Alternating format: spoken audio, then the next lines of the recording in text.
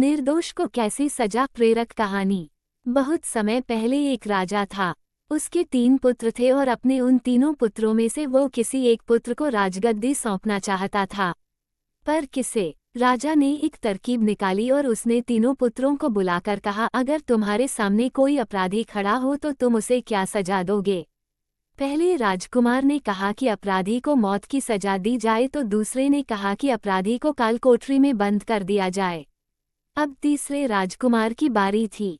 उसने कहा कि पिताजी, सबसे पहले ये देख लिया जाए कि उसने गलती की भी है या नहीं। इसके बाद उस राजकुमार ने एक कहानी सुनाई। किसी राज्य में राजा हुआ करता था। उसके पास एक सुंदर सा तोता था। वह तोता बड़ा बुद्धिमान था। उसकी मीठी वाणी और बुद्धिमत्ता की वजह से राजा उससे बहुत खुश रहता था। एक दिन की बात है कि तोते ने राजा से कहा कि मैं अपने माता पिता के पास जाना चाहता हूँ। वह जाने के लिए राजा से विनती करने लगा। तब राजा ने उससे कहा कि ठीक है, पर तुम्हें 5 दिनों में वापस आना होगा।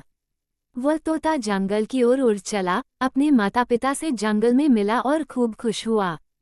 ठीक 5 दिनों बाद जब वह वापस राजा के पास जा रहा था तब उसने एक सुंदर सा उपहार राजा के लिए ले जाने का सोचा।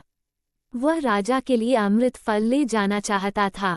जब वह अमृत फल के लिए पर्वत पर पहुंचा तब तक रात हो चुकी थी। उसने फल को तोड़ा और रात वहीं गुजारने का सोचा। वह सो रहा था कि तभी एक सांप आया और उस फल को खाना शुरू कर दिया। सांप के जहर से वह फल भी विषाक्त हो चुका था। जब सुबह हुई तब तोता उड़कर राजा के पास पहुंच गया और कहा, राजन, मैं आपके लिए अमृत फल लेकर आया हूँ।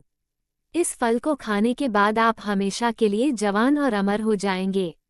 तभी मंत्री ने कहा कि महाराज, पहले देख लीजिए कि फल सही भी है कि नहीं। राजा ने बात मान ली और फल में से एक टुकड़ा कुत्ते को खिलाया। कुत्ता तड़प तड़प कर मर गया।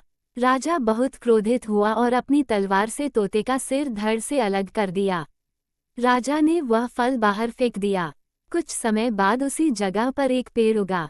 राजा ने सख्त हिदायत दी कि कोई भी इस पेड़ का फल ना खाए, क्योंकि राजा को लगता था कि यह अमृत फल विषाक्त होते हैं और तोते ने यही फल खिलाकर उसे मारने की कोशिश की थी।